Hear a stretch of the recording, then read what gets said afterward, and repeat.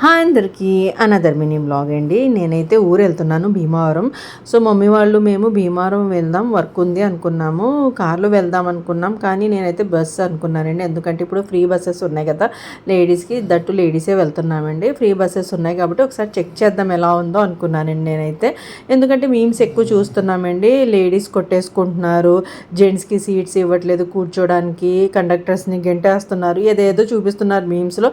అది జరుగుతుందా లేదా చెక్ చేయాలి కదండి మనం కూడా. సో వెళ్ళానండి నేనైతే, సిస్టర్, నేను, మమ్మీ మేమందరం వెళ్ళాము.